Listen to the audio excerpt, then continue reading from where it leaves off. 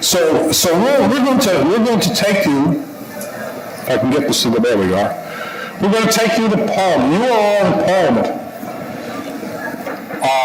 House of Lords, House of Commons. We just happen to have a joint session, which happens, but rarely. We're going to talk about, with some members of Parliament up here who will be here to play the role in front of you, but I encourage each one of you to take similar roles. We're going to play something. And it's to set us up for the case study this afternoon. So this is all about setting you up, taking you out of the world of, I just sat through 2 blinking panels, and now they're going to tell me I've got to do something. So I've got to kind of do a little exercise here, get your brains going. One thing about Parliament, has anybody ever seen the Prime Minister's Day or Prime Minister's Hour, the session that's on TV? Right? You know how raucous that gets, right? These guys don't take prisoners. Right, so they're not very sparing on their criticism. And likewise, the principal prime minister typically, but doesn't have to be, can be a representative of the ministry, the particular minister, in fact, is not necessarily very respectful of Parliament either, and so there's a give and take. And so it's my intention here to try to recreate that give and take. Okay, so if you're giving, that's cool. Please be prepared to take. So, while I'm here as Montgomery Pretense, which is what I play, I'm not going to do the British accent, although I was educated in the UK, a small military school in Hereford, England, and then later on at Oxford, a legitimate school. What I am going to play is Montgomery Pretense, who is OBE, CISSP, and certified ethical hacker.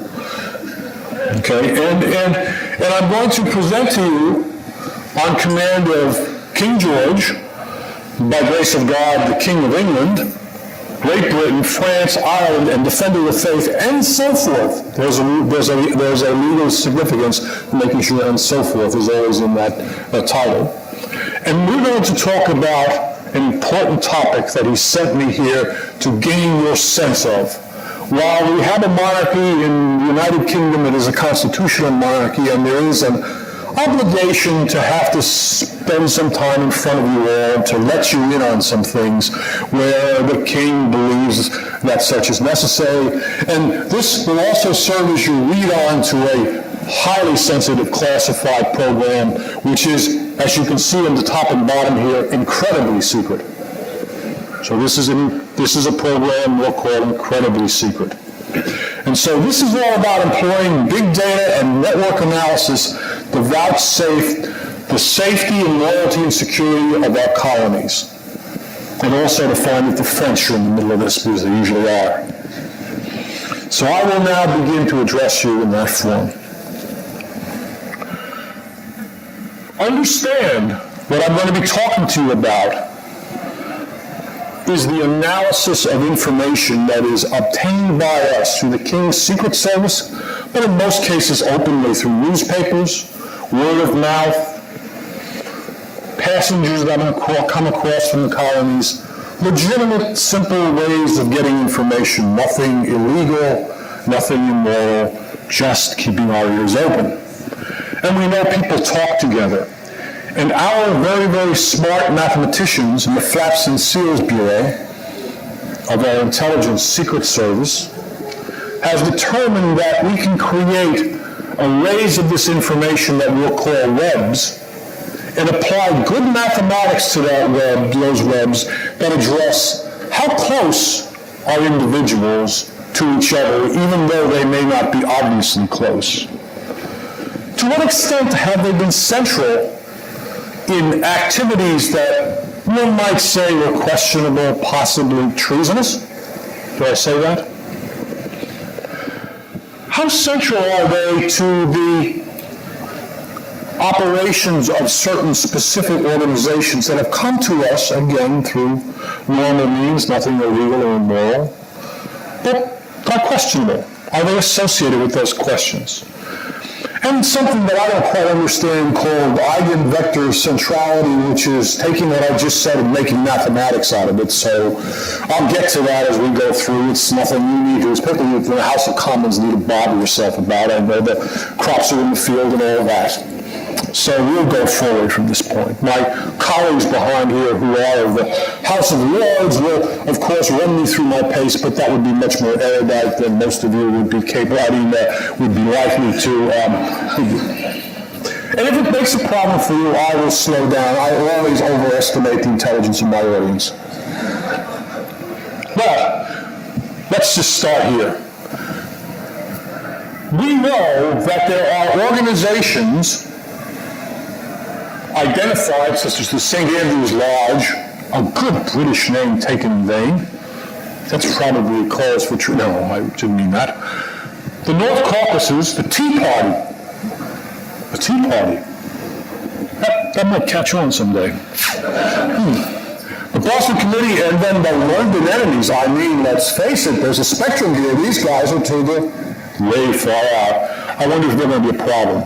But there are organizations like that, we reported on us, they're citizens, law subjects that provide us with the information we know, and we start to develop a set of personalities that frequent those organizations, and we begin to do what you would expect us to do, keep track of them. Where 1 means they're a member of an organization, 0 means we just haven't found them yet, and we're sure they are, right? And simple stuff. Simple stuff. By itself, absolutely nothing. So, what we then do is we then look at the groups by people and the people by groups, and that forms, words, pardon me, they understand, forms something we call in mathematics a matrix. And we take a matrix that is this by that, think of that, right? Your number of steps this way, number of steps that way, right? Steps like that, got it, good. We want to make sure the concept's there. And we the groups by people, and we multiply it by the people by groups, because they're not the same. Does anybody have trouble with that concept? They're not the same, okay? And then we multiply those two matrices together, which simply means you turn one on its side, crash it into the other one, and get kind of the combination of all of them, which becomes a 254 by 254 thing, and that, my representatives, that, my ladies and gentlemen, is big data. That turns into 64,000 plus data elements. 64,000 plus. My flaps and seals analysts tell me that's a room full of mathematicians working with quill and parchment, keeping track of that. That is big data. That is huge. We haven't seen data like that ever. And if you go into that room, it's smoke-filled from all the pipe smoke that they're engaged while they try to keep their concentration. Why? We've nicknamed the room with all that smoke, we call it the cloud.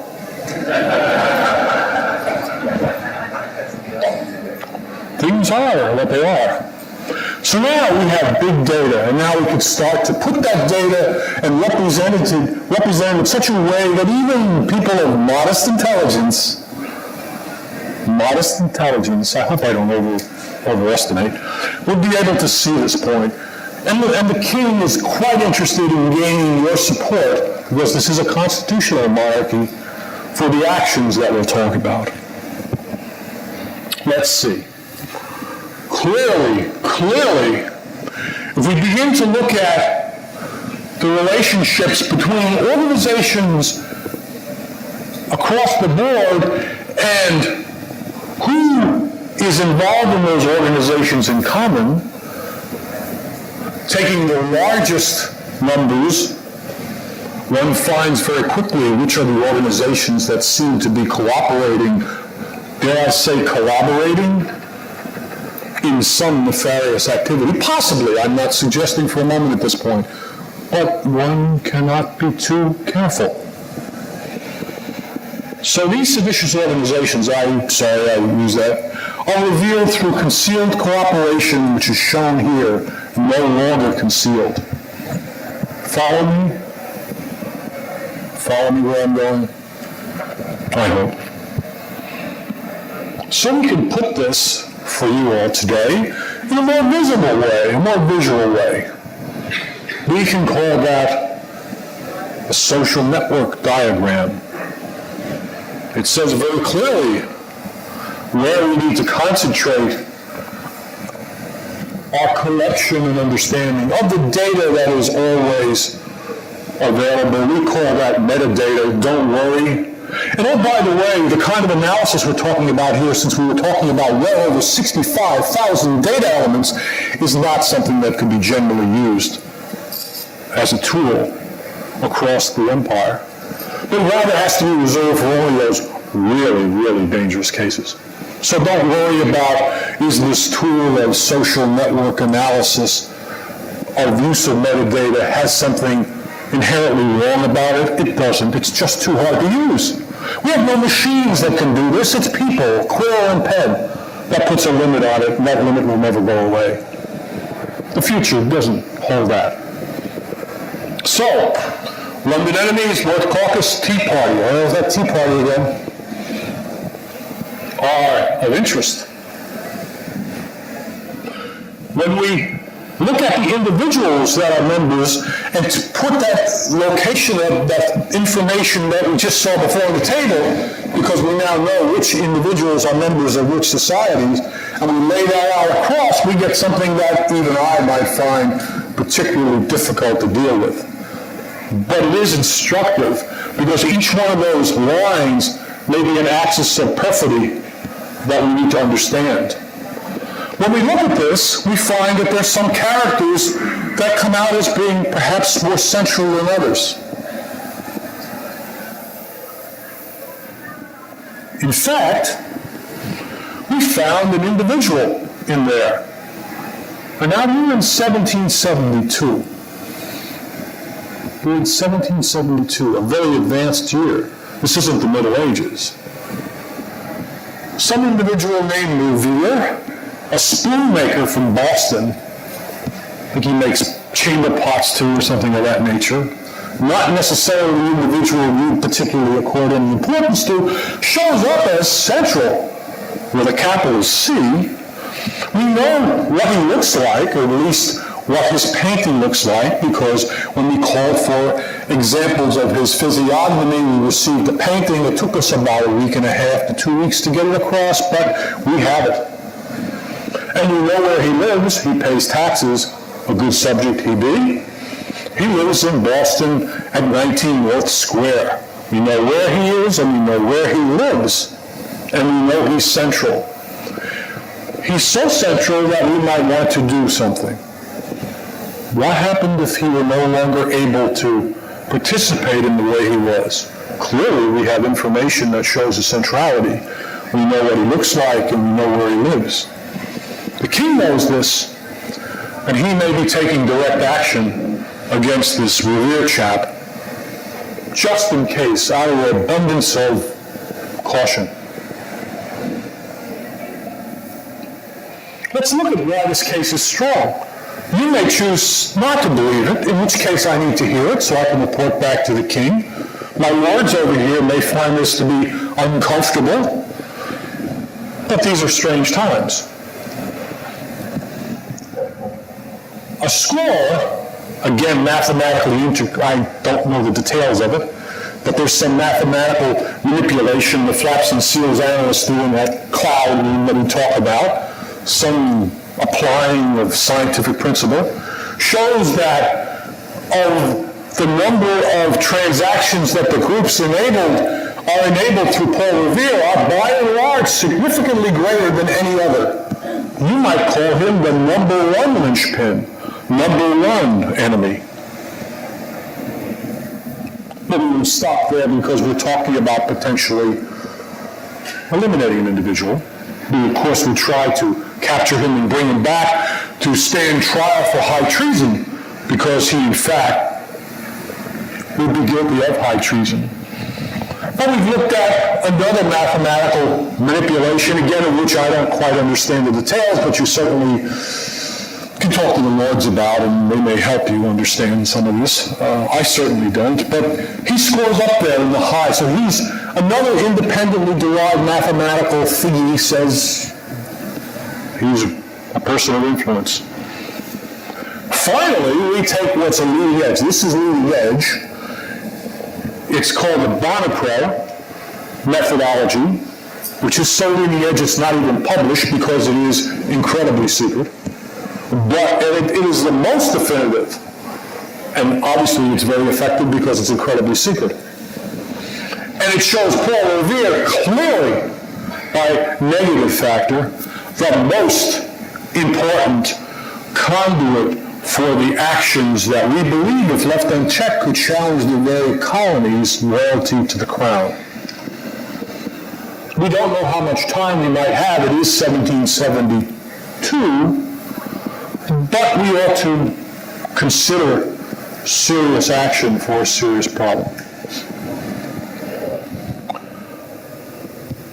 So with that, I've taken you back to 1772. I'm going to roll the camera forward to 1775, and what you see over here is a proclamation by George III, and other things. And that proclamation, which has all the royal weight of a decree, requires the disclosure of all traitors, conspirators, etc.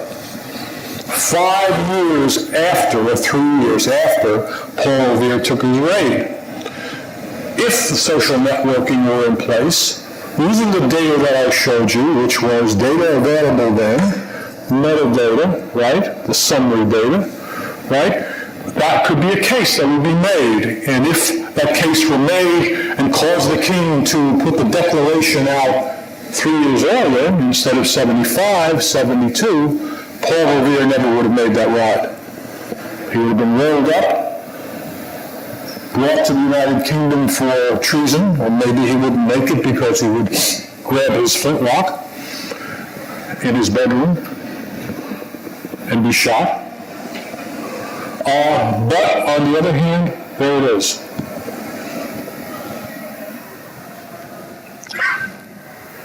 So, where's your self-portrait? What say ye? Are you with the king to strike with the evidence that's been shown to you? Or do you believe that the evidence is not sufficient? The best in social networking, the use of devices and analysis techniques that are clearly incredibly secret were used here. Clearly puts the thumb on the forehead of one Paul Revere. The survival of the colonies as colonies and sources of raw materials, resources, and taxation is at stake. Our lifestyle is at stake. So, King George asks, are you with this or not? And so I ask you, are you with this or not? I ask the Lords, what's your view?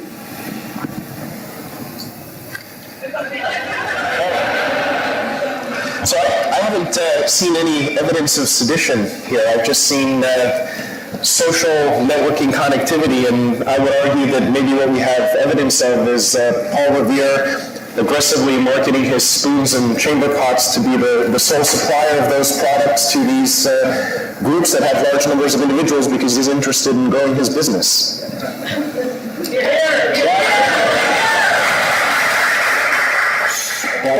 Spoken as a member of the minority party, and I wouldn't suggest for one moment that you know anyone in the Tea Party, but are there any other stout souls that wish to take a stand in the British tradition? The king will likely say, they have no objection, say one word. And you may have to say one word. So, am I hearing no objections? Sir. Please. Please, while I stay awake. For those of us of modest intelligence, could you explain through what right does the Crown use this social media information in such a way, combined with the tax rolls and the other information which are part of the King's records? Is there some requirement for loyalty to the King here at this point in the legal terms? Is there some patriotism act of some sort? There is a law on the books, and we are a nation of laws, and the law on the books clearly defines high treason. A threat to the colonies, the way of living, a threat to the sovereign, of course. Even thinking about that is probably a crime. And the like has motivated myself and others to take a look at this material, which is available to us. I didn't subject anybody to torture. I didn't round their families up. I didn't affect their ability. I just simply took that which is reported, and my people put that all together. There was no damage, except the damage that people inflict on themselves when they may act in a very inappropriate way. What? I'm sorry? You suggested that some of the data gathering that you used was done in secret techniques and secret ways. Who is holding those people accountable to those secret ways? How do you know that those secret ways are justifiable and truthful if they're so secret? Because I brought you in on today. You've been briefed. You've been briefed to a program that we know is incredibly secret. And that is not to be taken lightly. It's not just secret, it is incredibly secret. Not saying that there's a lot of credibility. That's one of those accidents in which one gives us some choices to make. I can't invent new words. But clearly, we are here out of an abundance of respect for this body and the ability to be. Now, I can go further into this, but frankly, there are something we call sourcing methods. There are people who are prepared to risk their lives for that which must follow. And we must protect them because they may be your daughters, your sons. They may be your husbands, your wives, your uncles, your grandfathers. They may be the people related to them. And it is true that in some cases the relationships weren't direct, but rather they must have occurred because they were related to somebody who we had information on. So we looked at the next generation over. Hobbs indeed, man. Yes, you rise for some reason? We look to the Crown to provide security. All of us depend on the security of the armed forces. We also look to the laws of the Crown to provide us with liberty. How can you sit here and say that security can be had without ensuring our liberty? For surely security without liberty is tyranny. I'm talking... I stand with this gentleman. Clearly, we're talking about the security of the Crown and the security of each of you and your investment in the society that provides you food on the table, provides you medical care. That's what we are required, the sovereign sacred oath. What specific treasonous activities has this Revere engaged in besides joining some social groups? We think he's prone to it. We think the likelihood is high. Do you want to see the results of being wrong in the form of an explosion in London? Because he's taken his... Franklin has come over with the French. Franklin has come over and had supper and God knows what else with the French. He's not over there buying artwork, I assure you. It's a conspiracy. You must understand that life is difficult. Life gives us shades of gray. This could very well be. What evidence? You want evidence. I'm showing you propensity. That's the best we have. Herein is the problem. Herein is the problem. You have a whole, but the source data is completely hocus pocus, and then you dress it up with a whole load of mathematics and heaven knows what else to make it look respectable, and hence confuse the citizens. This is absolute complete nonsense. You know, that the king might imagine he might confuse us with this dressed up data when the source material is all hocus pocus, it's gibberish, it's rubbish.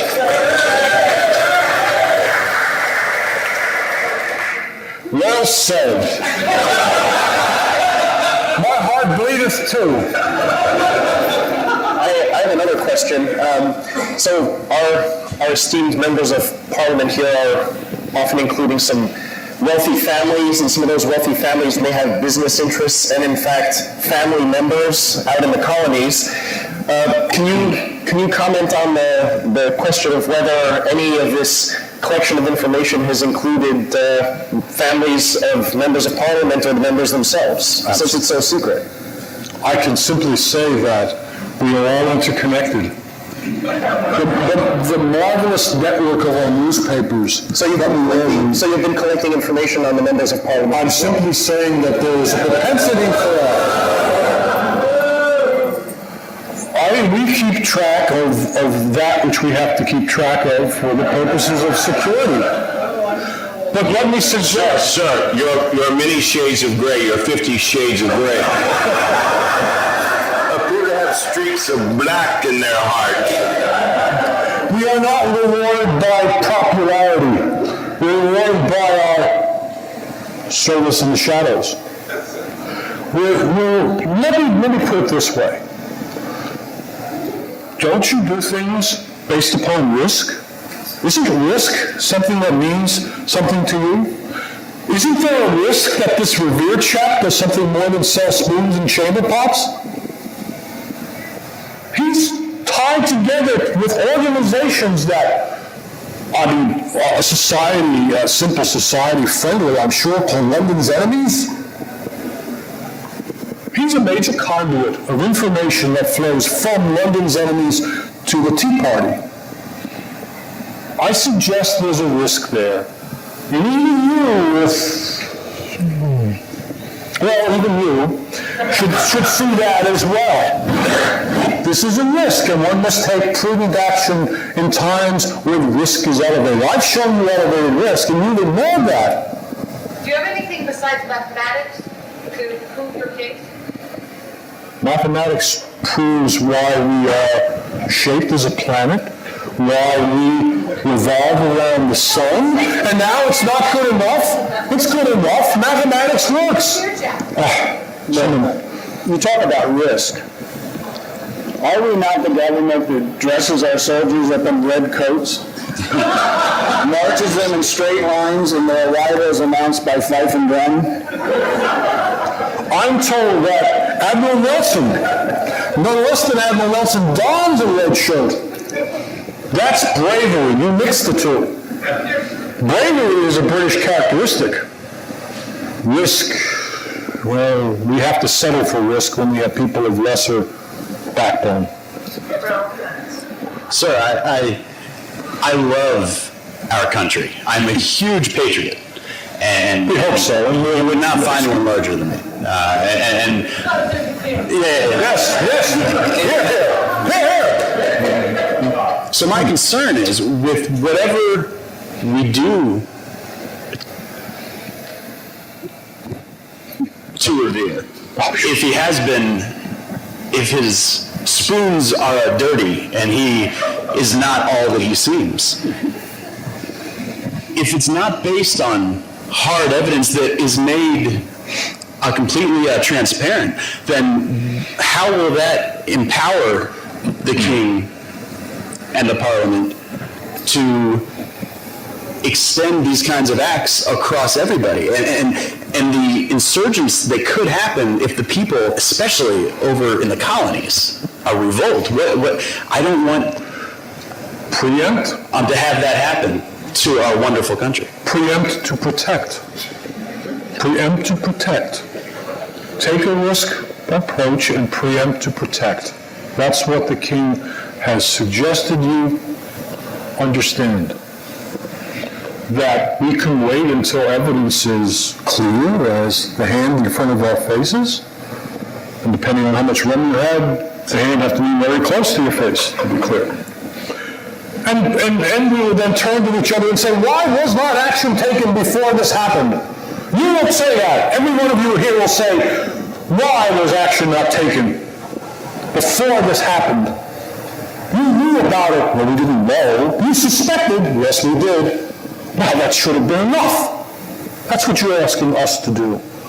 Step back. Those of us that get caught in your network for revere, those of us that go to jail, that are taken improperly.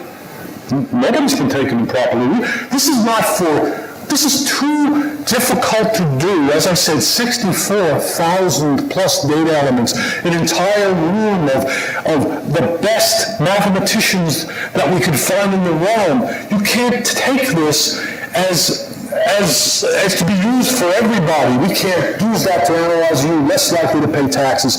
This is for the most serious of problems. And while I have great respect for you, sir, I believe your personal affairs do not rise to the level of a serious problem to the Crown.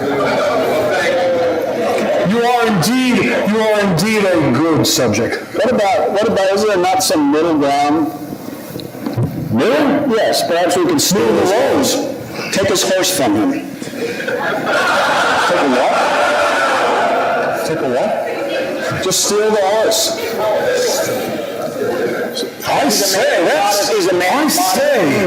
a functional attack. Yes.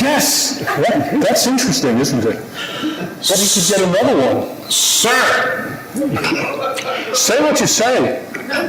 I see that this will not stop with this Merchant of Spoons and Chamber Pots Paul Revere.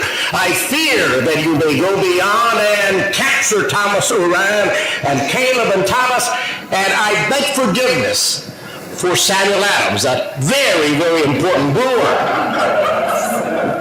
Here. Great. So let me break out of character. And so the sense here, not that that would particularly change a monarch's view, the sense here was insufficient evidence presented to take any action against Paul Revere. Maybe we ought to worry a little bit more about these societies and do something secretly to them, so ratchet up, if you will, the attention you give these folks, but not take any advantage to Paul Revere. Is that the sense you have? Sir, yes, I believe the mathematics are infallible. You're absolutely correct. In fact, what worries me here is that if you look at all these connections, there is only one connection that ties all of these names together. Yes, somebody has decided to collect all these names because they are fascinated by these names. That man must be a traitor. That man must be John Oscar Holtz.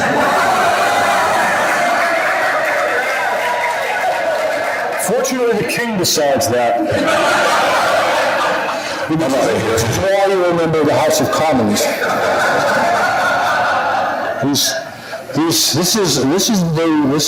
Government is the most unrewardable job you can do, particularly when you have to actually explain yourself, right? So here we are. It's obviously you all have taken the bait and would not vote to convict, so to speak. And so Paul Revere, be happy, right? History continued, unaffected. Paul Revere, in fact, made his ride, and the rest is, in fact, history. So the next meeting in Parliament was probably all about what did you guys not do that you should have. So history has a way of taking the difficult outcome and make it, in fact, the outcome. Why did we do this today? Besides kind of getting your, right, to go from your two panels worth of folks to getting your own vocal cords in moving, we did that in order to explain to you the difficulties of this kind of work. Some of you may be directly involved in these sorts of things. My hat's off to you, others may not have, but I wanted to put you into the same seat, if you will, that many of our folks today are in trying to make decisions. Except the period between I decided and goodbye is now very short, right? I mean, there are drones, we had a discussion of drones in the previous panel, right? Things happen very quickly. And the good news in this environment is it took weeks to get anything going and weeks to find out what was going on. But had this been real today, you would, as Parliament, you would advise the King, who may choose not to do what you want, but you would advise the King to take it easy, take it slow. You didn't make a profound case. What you saw there is the tools that are used today, using the data of yesterday to draw a conclusion for tomorrow. And as we said, this is the future that didn't happen. Thank you very much for participating. I hope it was enjoyable, if not useful. And I hope to see you in the case study. Thank you, gentlemen.